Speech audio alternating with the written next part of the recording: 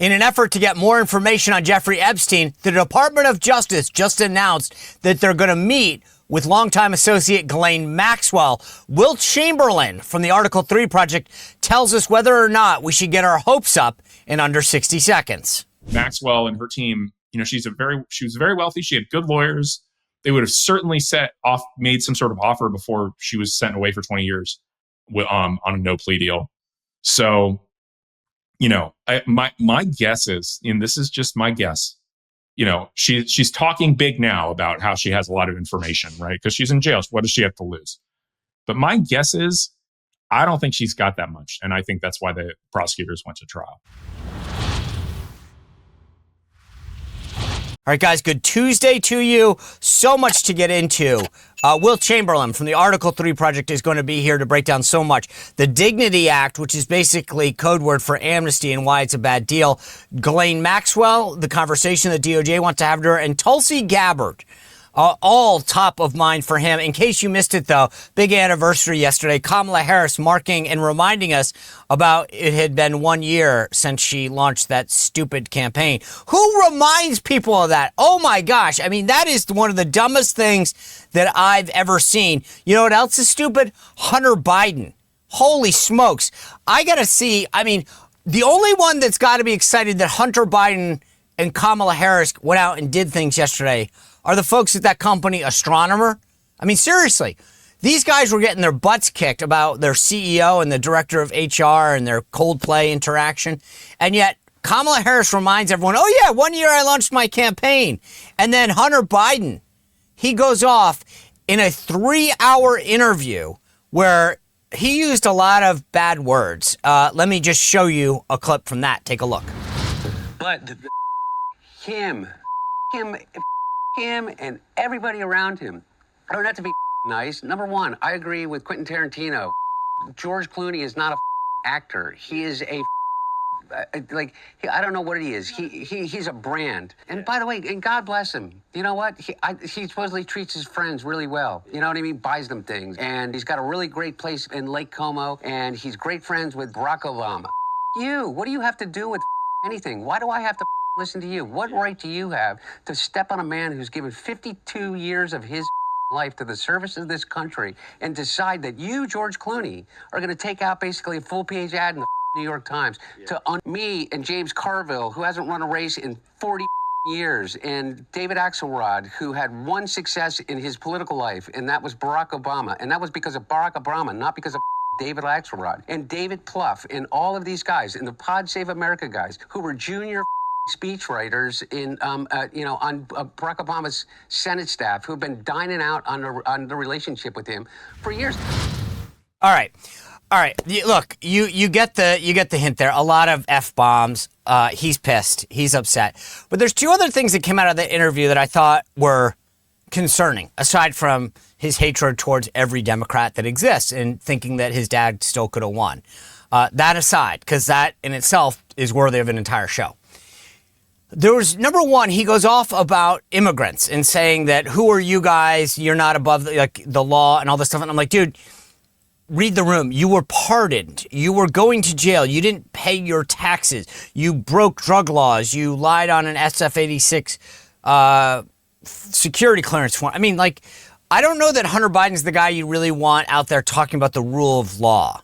Just pro tip there. The second thing that he said that was interesting is that he goes off about the debate. And he blames the fact that his dad, President Biden, was on Ambien. Okay.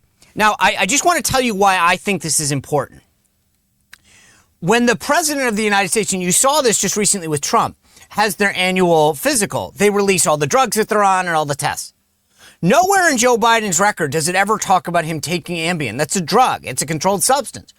Why not?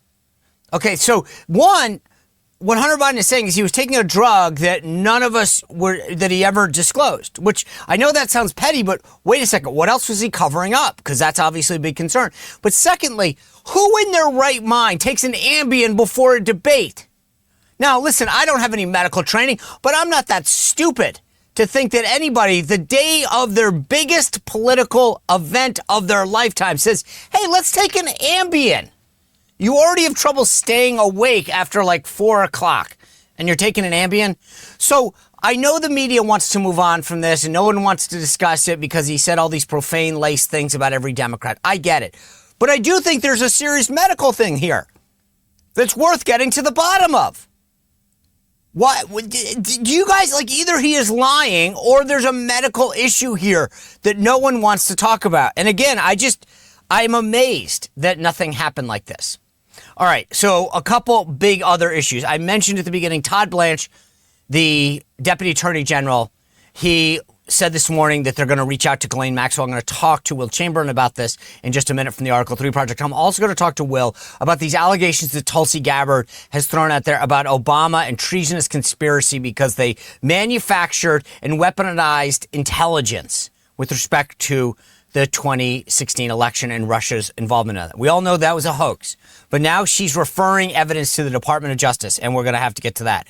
But the other big issue last night that came out more on the cultural side is Stephen Colbert had all of his friends from liberal Hollywood, including, by the way, Anderson Cooper of CNN, and that should not get understated.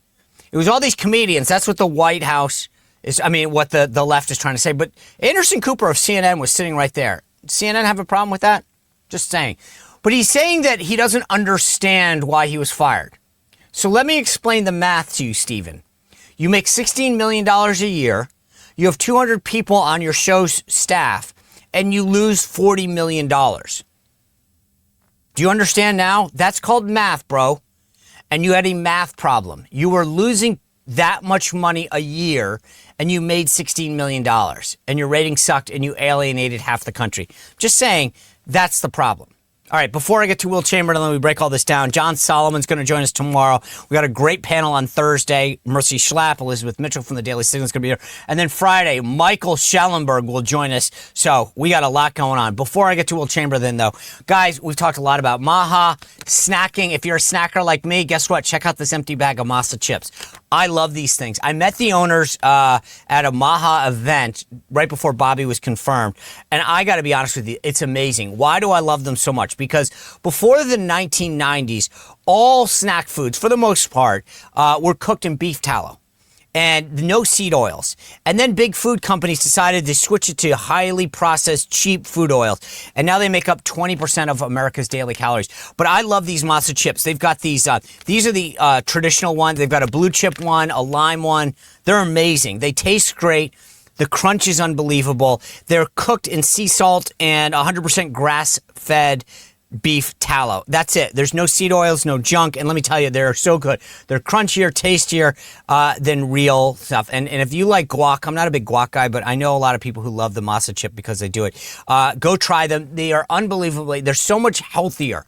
If you're a snacker like me, Masa Chips are the way. You can go to masachips.com/Sean and use code Sean for 25% off. I love these things. I actually am a big fan. I ordered the variety pack because I wanted to see which ones. And there's a habanero one if you like spicy chips. So go to masachips.com/Sean. Use code Sean for 25% off your first order. And like I said, I would recommend the variety pack. But after you're done snacking, you know what you want? A big meal, a good meal. So if you're ready to experience the best steak of your life, and I did it again this weekend, but I did with the ground beef. So I've tried the Riverbend Ranch ribeye, the strip. I did the hot dogs. And this weekend I did the ground beef and the beef medallions. Oh, it's so good. It is real American beef. It comes from ranches in Montana and Wyoming, and they have none of that stuff. No antibiotics, no growth hormones. It's just good, honest beef. And over 35 years, these guys have created and perfected the perfect tenderness and marbleness. When I cook this stuff, guys, on the grill, literally everyone goes, this is the best steak that I've ever had. And I've tried all of them now. And like I said, even the hot dogs are out of this world. The kids loved them. I snuck too. I've tried now the beef sticks. This Riverbend Ranch stuff is unbelievable. You cannot get it in a grocery store. It beats any steakhouse that you've ever been in. Riverbend Ranch steaks are aged for up to over 21 days. I'm not kidding. You cannot get a better steak than this. So order directly from the ranch. Go Go to riverbendranch.com. Use promo code Sean to get $20 off your first order. Riverbendranch.com. This is literally ranch to table, ranch to your home. You can't get them in a grocery store. You can't get it in a steakhouse. Riverbendranch.com. Use promo code Sean, S-E-A-N, to get $20 off your first order. You will thank me. Trust me. All right, without further ado, I want to introduce our guest today, Will Chamberlain. He's the senior counsel at the Article 3 Project. Well, good to see you. My goodness, sometimes when it rains, it pours. We got a lot to break down today. I want to just start with an issue that definitely seemed to get you a little fired up. Congresswoman Maria Salazar introduced this Dignity Act, and there was this big outcry about amnesty. So just let's start with this. Set the table for me. What would she say the Amnesty Act? Not what Will Chamberlain, not what the Article 3. What does she say the Dignity Act is and does? All right. So she would put it into three buckets. She would say there's a border security bucket. So we're going to firmly spend a lot of money to secure the border and prevent illegal immigration in the future. There's the DREAM Act bucket, which is essentially an importation of the DREAM Act that we've seen for many years. Children who were brought here in their youth without any willful attempt to cross the border are in our country, and they should be granted a path to citizenship as long as they're working hard and participating in the system. And then finally, the dignity bucket is the bucket for illegal immigrants who came to the country as adults. They would not get an amnesty, but what they would get instead, from her perspective, is the opportunity to live and work here with no federal benefits or entitlements. And they would have a 7-year period where if they kept their nose clean, they would be able to stay in the country, continue working and as needed and stay in the country. And then there are some other smaller immigration provisions. For example, one that would expand the availability of the O1 visa, which is for aliens of extraordinary ability. Right now, that's for people who have national renown in various things. She would make it available to anybody who graduates with a PhD in a STEM subject from an American university. Okay. So comprehensive immigration reform, that would be her pitch. Okay. And a lot of Republicans, mostly people that would say are the more moderate ones, Mike Lawler, David Valadao, California, Dan Newhouse, Mike Kelly, Brian Fitzpatrick, Gabe Evans, Marlon Stutzman from Indiana, Don Bacon, and Young Kim signed on to this bill. So now evaluate this through the Will Chamberlain perspective, maybe looking at each of those buckets. So on the on bucket 1, border security, you good with that? I mean, we don't really need it. We just passed the big, beautiful bill. And I think we multiplied the overall funding for border security and immigration for enforcement by 20 times.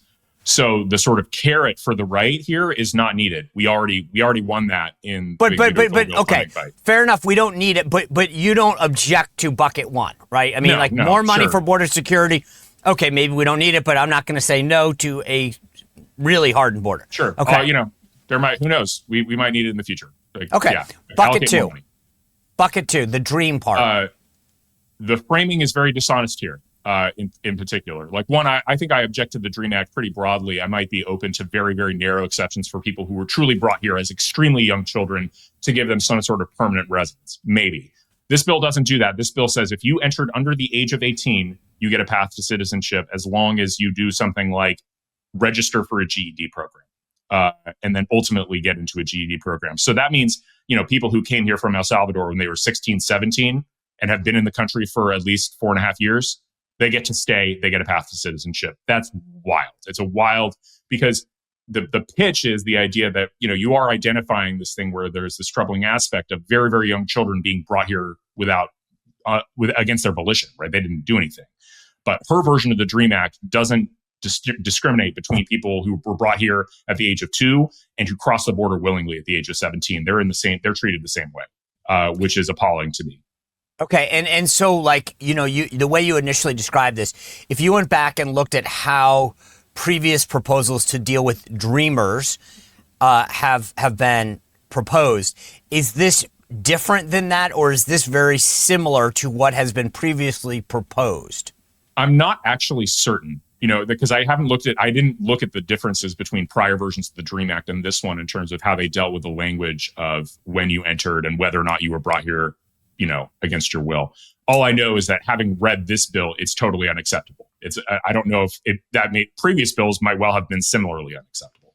Okay, so you said that you could be potentially assuaged with some version. So walk me through the Will Chamberlain potentially acceptable deal for people who were brought here, children who were brought here through, quote, no fault of their own.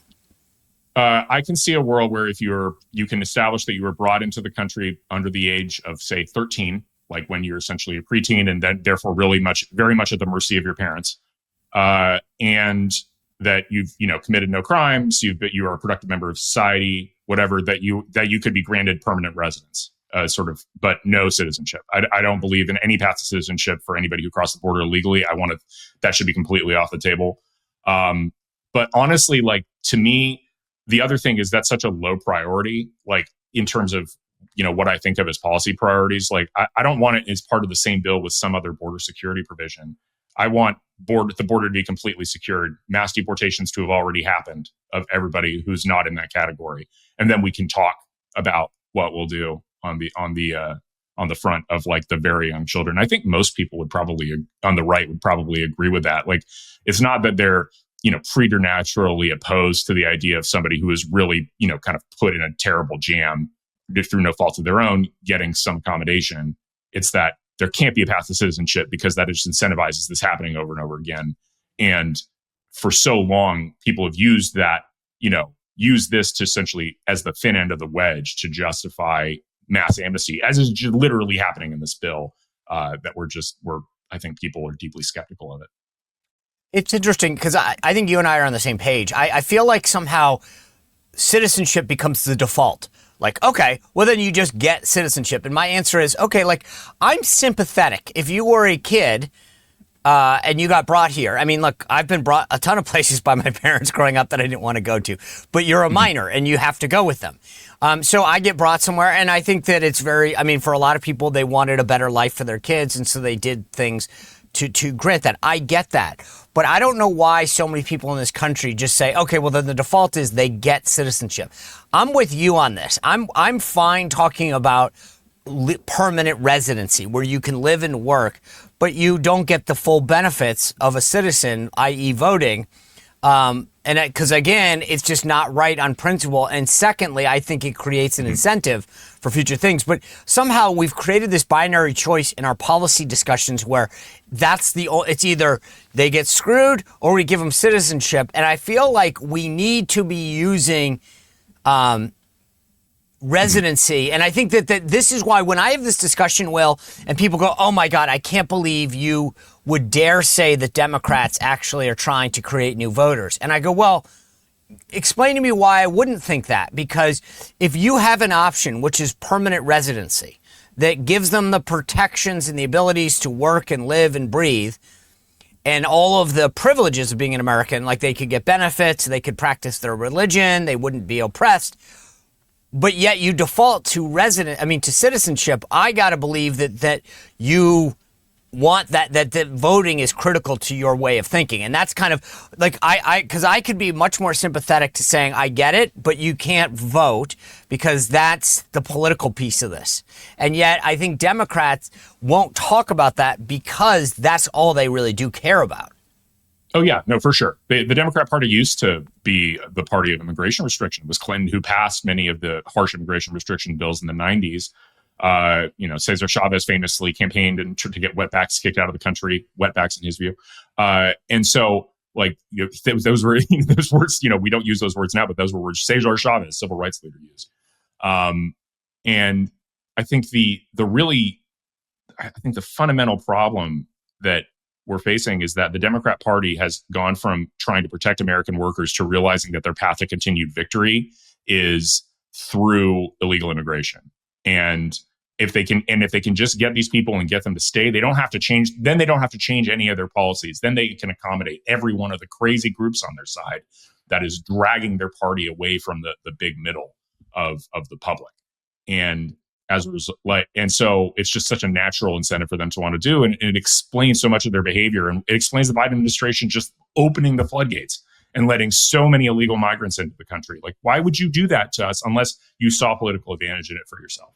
By the way, I don't want to go down this rabbit hole, but you know, a pet peeve of mine that I feel like we better get ahead of is making DC a state. I think Dems talk about voting rights, and I go, give it back to Maryland as it should be. Don't why if you care about voting rights, then just it's an easy solution. It was taken from Maryland, give it back. Don't create a new state, because they really don't care about voting rights. That's a proxy for, hey, we get 2 senators anyway. So let's then move on to bucket 3. Which is this dignity piece of it, because you've made the case on buckets 1 and 2. What about bucket 3 on dignity? Well, bucket 3 just says if you're an illegal immigrant over the age of 18 and you're not committing any crimes, you get to stay in the country if you make an application. It puts a 24-month moratorium on any deportations of non-criminal aliens who've been in the country for more than 4.5 years. And it's just wrong. I'm sorry. If you were an adult and you came to the country illegally, then you've committed a crime and you should be deported. And it doesn't matter that you did that 4.5 years ago. I don't care. I don't care that you did this under the first Trump administration. I don't care if you've been here 10 years. You are an illegal immigrant. You have no right to stay in the country. You've never, you did this of your own volition because you came as an adult. Go home. You should self-deport. I reject the notion that these people should get any sort of permanent residence. There's a bunch of deception in the way they're framing it. They're saying, oh, it's just for 7 years. It's like, well, but it's renewable. It's a renewable thing in this bill. Ms. Salazar says things like, oh, well, this is just to give them, an ability to work, and that this is an amnesty. But then she'll go on a television program and she'll say, well, my bill won't give them amnesty, but it'll give them peace. It'll give them the ability to stay in the country. And then a future legislator will give them amnesty. Yeah. Right? Well, so she's playing the long game against the interests of the Republican Party and Republican voters. And we shouldn't tolerate it at all. And there's nothing we need, right? What I think remember the debate from last year when, they were talking about this border security bill that the Republicans opposed, but James Langford was putting forward. The big debate was, well, we need to, tolerate a certain amount of illegal entry to get border security. It's like, well, actually, you don't. You can just win the White House and enforce the law as written on the books. Like, we don't need to make any trade-offs to get the things we want. We just have to enforce the law on the books. Now, there are still things we could do in the law that would benefit our party. I think that, for example, the Abrego Garcia case revealed a lot about the way our asylum system works and how there's real big need for reform in terms of restricting the availability to make frivolous asylum claims. So there are things we could do, things we could make trade-offs on.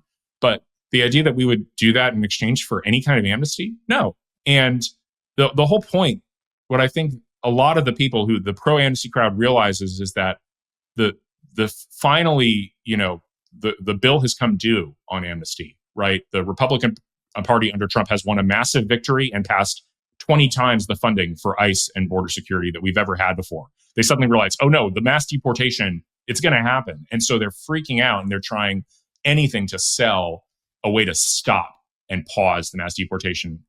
And they shouldn't do that because that's what Trump ran on. How do you define amnesty? I think, honestly, amnesty is any attempt to provide any kind of protection from deportation and removal to an illegal immigrant. That to me is an amnesty.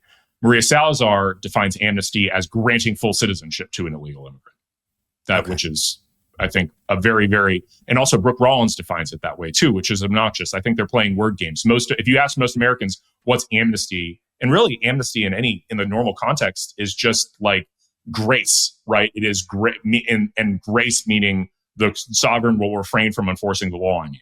So I think amnesty qualifies as any sort of accommodation, and saying, a stay of removal is amnesty. So Will, how do you answer the question? You brought up you name-checked Brooke Rollins, the Secretary of Agriculture. There are a lot of people in the ag and hospitality industries that claim that if we don't allow these people to stay, Americans won't do these jobs and our economy will go into a tailspin. How does Will Chamberlain answer that question? I'll borrow from Bagya Sargon, who had the best rejoinder. Americans won't do the jobs at the wages you are offering. Offer more money to Americans, and they will certainly cover the expenses. And the only amnesty I believe in is amnesty for these very hoteliers and restaurateurs and hospitality industries for flagrantly violating American immigration law for decades. So, the amnesty is we don't prosecute you, but your employees who you've hired illegally have to go home. That's the deal. It's funny because you tweeted out under Maria Salazar's bill, the wife-beating illegal alien MS-13 gang-banging human trafficker Kilmar Obrego Garcia could be granted citizenship by a future Democratic administration with no future changes. And it's interesting because, to your point, I want to play this clip for the audience. You reference it. This is Maria Salazar talking about how, yeah, at some point, somebody else can change this. I want to take a listen to actually how she phrased it. We give them dignity. At some point in the future, another legislator will write another law to give them path to citizenship. Right now, what we need to do is to buy peace for these people, allow them to stay, to continue working, because they are needed. You see, what I'm trying to do is to bring some common sense, which is the least common of all senses, to this conversation. The economy needs them. They do not have a criminal record. They have not gone into trouble. They have been here for a long time. They have roots in the country. Let them stay. Don't give them any type of federal programs. And allow them to pay taxes, help the Social Security Fund, and let them stay and contribute with the economy with no criminal record. What is wrong with that? We need them. Well, Will, I'll tell you what I think is wrong with that, and then I want to hear your take, which is she said the quiet part out loud, which is all I want to do is basically put a Band-Aid on this until we can get them real citizenship. Yeah, it's a stalling tactic. Once you realize it's a stalling tactic for her ultimate goal of full amnesty for illegal immigrants, you realize what the game is, right? She makes, it's so dishonest. The pitch for this bill, it's not amnesty. It's not amnesty. It's not amnesty. Meanwhile, she's willing to talk on a national television show about how the ultimate goal is indeed amnesty. Well, maybe Americans don't want amnesty. They keep saying repeatedly they don't want amnesty. They rejected the entire Republican Party in 2016 to elect Donald Trump because he campaigned primarily on immigration. In 2024, he campaigned on mass deportation and won even a larger margin than he won on 2016. The American people don't want, no one's asking for this. And yet, except perhaps illegal immigrants and the large agricultural and hospitality interests that employ illegal aliens. But nobody else is asking for this. The American people want to get back to a world where there aren't illegal aliens competing with American labor for jobs and normal wages rise. All right. There was big news out of the DOJ this morning from Todd Blanche, the Deputy Attorney General, regarding the Epstein case and Ghislaine Maxwell. I can't even say her. Anyway. Ghislaine, I think is the way she's pronounced it. How are we saying it?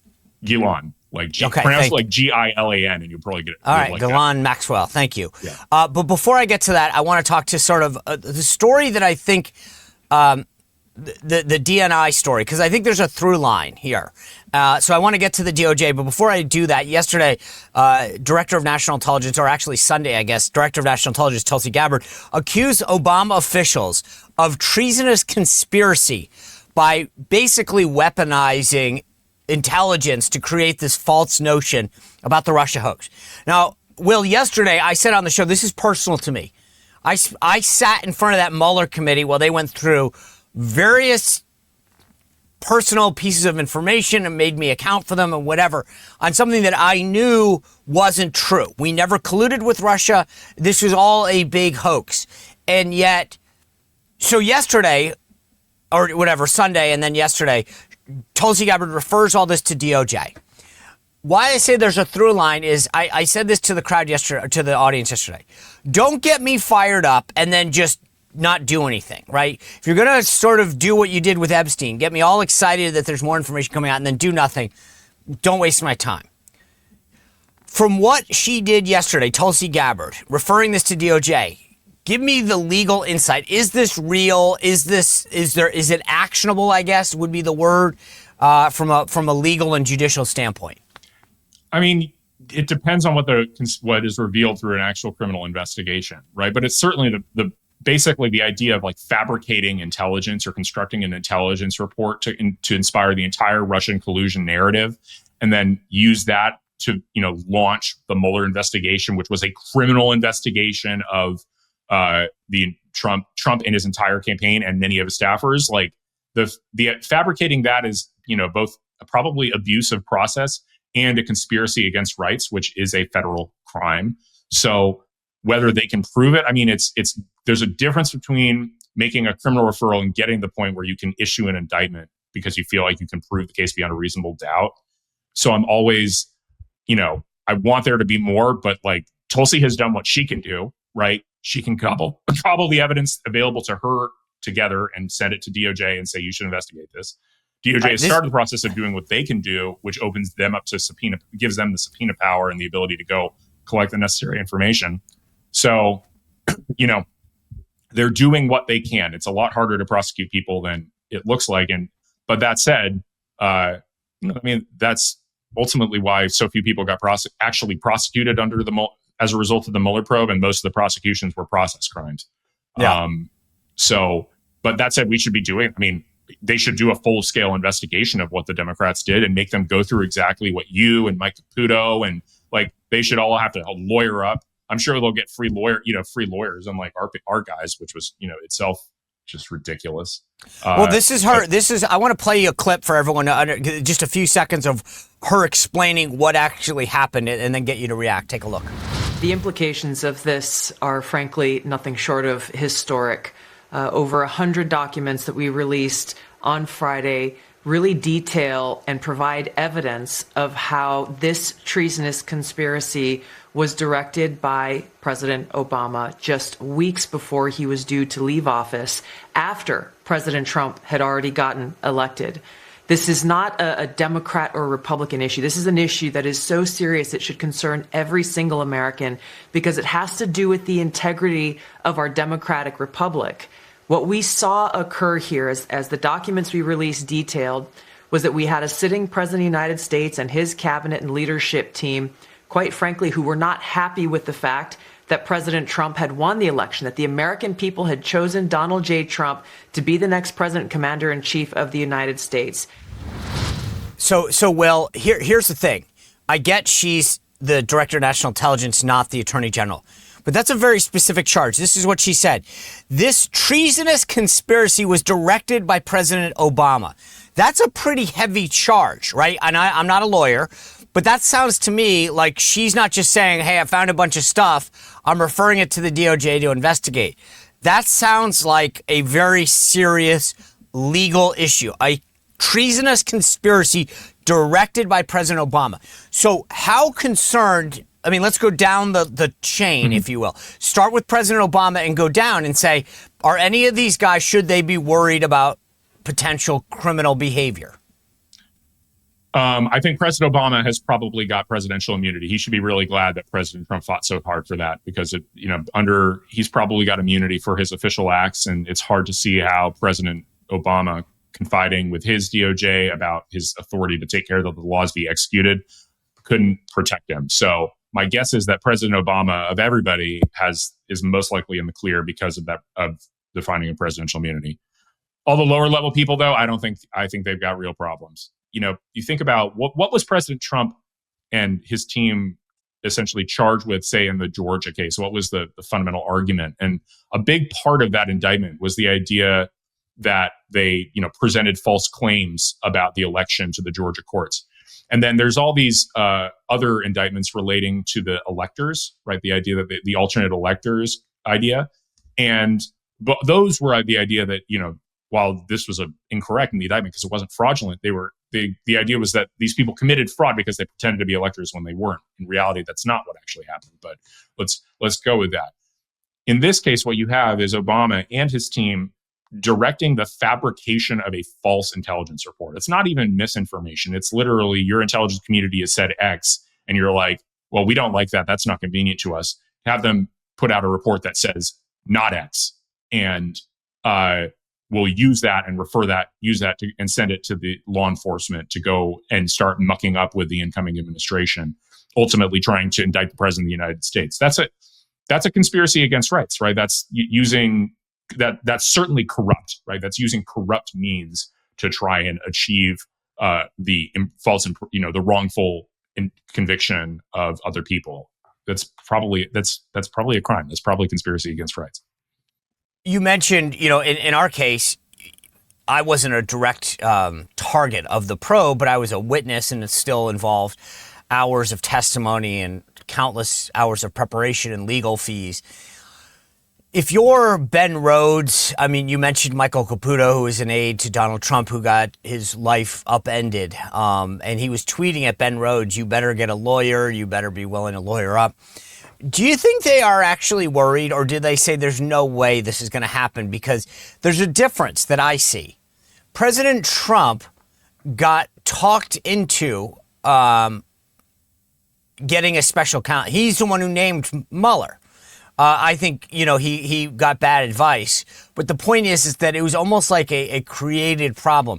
This time, would they, they'd have to go down the path again, right? I mean, somebody would have to name an investigation. Pam Bondi, I assume, could lead that effort. But if you're Ben Rhodes, who is a senior national security aide to Obama, or Jake Sullivan or whomever, do you have to worry? Yeah. You have to worry, and it doesn't even require a special counsel, right? Special counsel is only there for kind of conflict of interest reasons.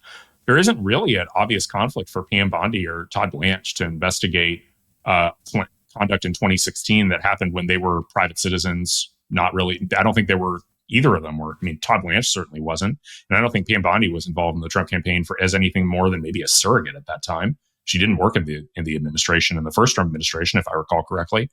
So I don't think they need a special counsel. I think they can just run a DOJ investigation. I think those people have to worry. Now, the one thing that I think protects them more than anything else is all this conduct occurred in the District of Columbia. And the District of Columbia is the most liberal leaning jury pool in the world. Which is a fundamental unfairness about our system. It's a lot easier to indict Republicans for novel crimes than it is for Democrats. Democrats actually could probably get away with what President Trump joked about getting away with in terms of shooting somebody in the middle of Pennsylvania Avenue and having nobody care. So that I would say is the one hiccup here, is that it'll be challenging to win an actually get an indictment and get these people prosecuted in the District of Columbia. But I mean, there's a legitimate predicate for a criminal investigation here, and probably crimes committed.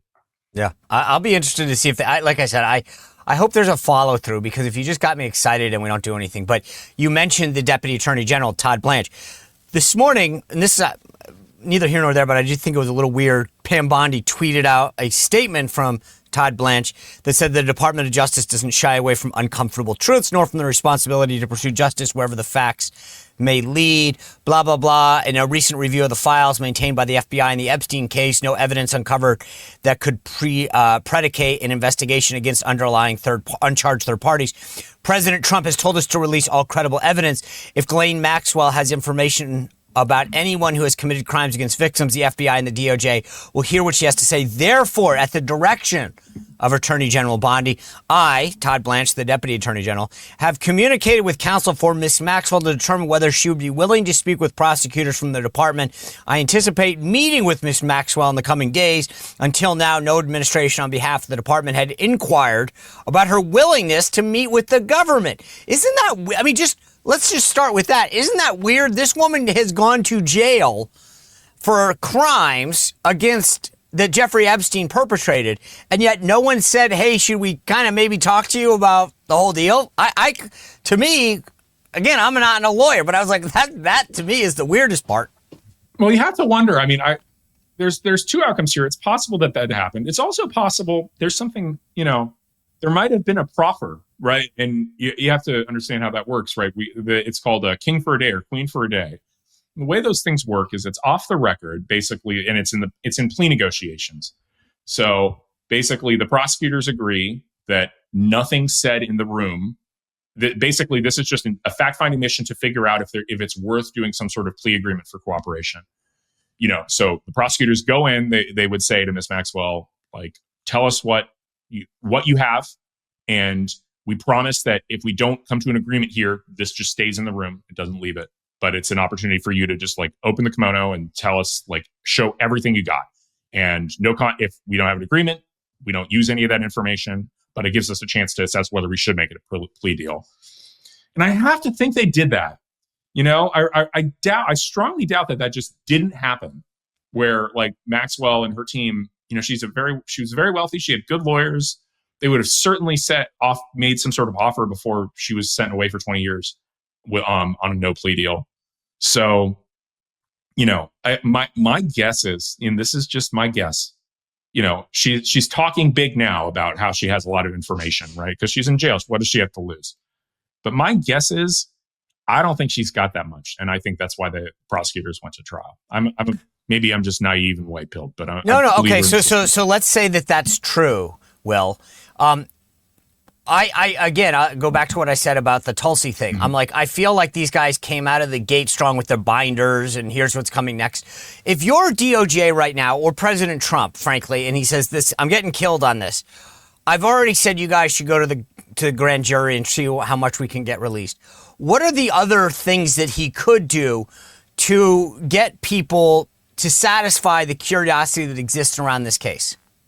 I mean, there's, to some extent, I think there's ultimately some people who won't be satisfied by anything other than their preconceived biases about what happened being vindicated. So that's part of the problem. But there's more. I mean, there is more that can be done. You can unseal grand jury transcripts, witness interviews.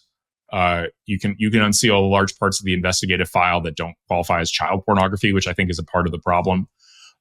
So there is more stuff that can be done. There's certainly this Maxwell lead, like you can, publicly and formally investigate it, pull on the threads, see what comes out. But I think, part of the problem here is I think there's less to this than people realize. I think that, and from the beginning, I trust Cash Patel, I trust Dan Bongino. So when they came out on TV and were like, he killed himself and we don't have 30-party evidence, it's like, yeah, I believe them.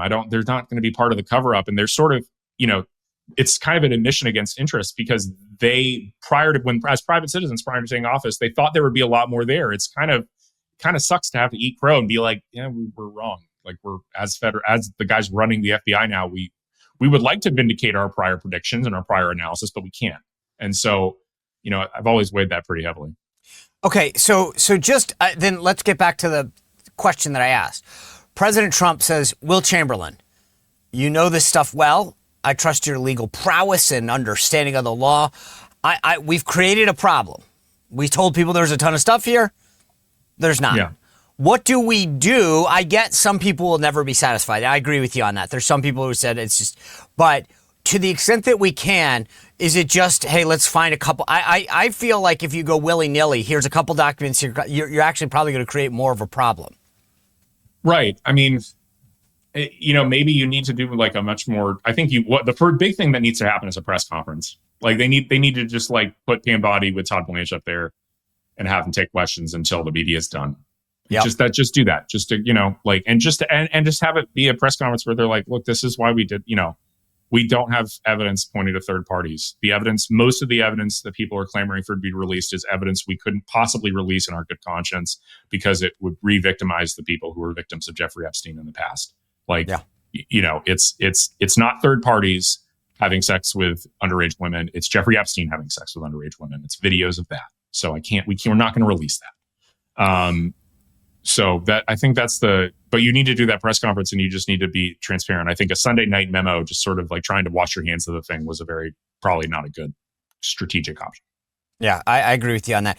The last thing I want to ask you about, and maybe I'm just trying to connect too many dots here, but there's a lot of questions about the Biden pardons and some of his actions because he sort of alluded to this fact that I gave broad guidelines to my chief of staff, Jeff Zients. And then Hunter Biden says yesterday, he was on Ambien at the debate. And I guess the reason I'm trying to connect dots is I'm like, if there seems to be a picture about whether or not he was aware of what was going on, whether because he was actually taking drugs like Ambien and not aware of things, or whether he actually just delegated stuff. But when I testified in front of the Senate Judiciary Committee, one of the other witnesses basically said the only way that you could really challenge a pardon is that if let's just pick one of the people, Mark Milley, okay? And you said, we're going to prosecute someone who got Dr. Fauci. We're going to prosecute him. And then they will argue, well, you can't prosecute me because I have a pardon, and you would have to allow the court to adjudicate whether that pardon was properly issued. Is that the only way that we can actually figure out whether these pardons were legally administered? Yeah, but I think, there's also a congressional investigation. Like you could just literally have a fact-finding investigation and then, put some, although it's hard to see what role Congress has under our Constitution and the pardon power. That's sort of the problem with investigating it. It's a plenary power of the president with no other role for the other branches. But some sort of investigation would be helpful. That said, I don't think people should get hopes up about pardons getting tossed because the problem is you just have to understand how this is going to go in court. So there's a prosecution like this. The defendant says, I was pardoned, puts into evidence an affidavit from President Joe Biden saying, I pardoned this man. And I don't know that a court goes any further than that. He'll just see the affidavit and be like, okay, I don't have a role because it's fundamentally, the Supreme Court has precedent on this. It's just, there is not judicial review of pardons for their legitimacy. The only question is, did a pardon happen or not? And so if you have a president putting in the record under oath that he pardoned somebody, that I don't know how you go any further than that. I don't know that a court would even feel it has the right to conduct an investigation of whether the president is really telling the truth. Okay. I lied because I got one more question for you that I was thinking of as you were saying this. Real quick. A lot of these Biden aides, now we've got 3 that are taking the Fifth Amendment. Okay. I know from the little legal experience, all the Law and Order I watch, that it is not an admission of guilt. Okay. I'm aware of that. But I got to believe there's a pattern emerging now. If you didn't commit a crime, I get one guy maybe, who says whatever, but now 3, and we'll see if it continues. At what point is it there is something that we do have to believe was illegally done?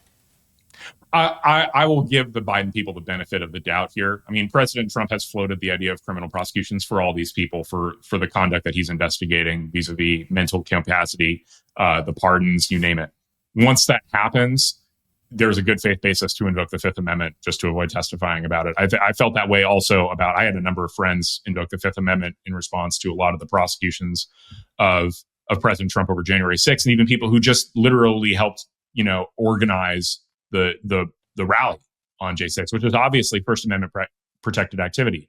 But the way that the January 6th committee was talking about it and the Department of Justice was talking about it gave people a good faith basis to say, I might well be prosecuted and you might well use what I say against me in court, even though I don't think you ought to be able to. So I'm going to claim the Fifth. And so okay. I think that's what I think is happening here. All right. Will, thank you and all the work that you guys do at Article 3 Project. I appreciate you being with us and sharing your insight. Absolutely. Thanks for having me, Sean. You bet. All right, guys, thanks for tuning in. A great new column is launching in today's newsletter, SeanSpicer.com. It is free to sign up. Share it with somebody else. Maybe even share it with a birthday gift or buy them one. It's awesome. And as I mentioned, tomorrow, John Solomon on the show. Great panel Thursday, and then Michael Schellenberg on Friday. Thanks for being with us and tuning in. Always appreciate people who join at 6 o'clock for the premiere on YouTube. But watch on Apple. Give us a review. Let us know. Send it my way. We'll make sure we give you a shout out. Thanks for tuning in. We'll see you back here tomorrow on The Sean Spicer Show. Well, if you enjoyed this content, make sure to like this video, subscribe, and click the notification bell to get more.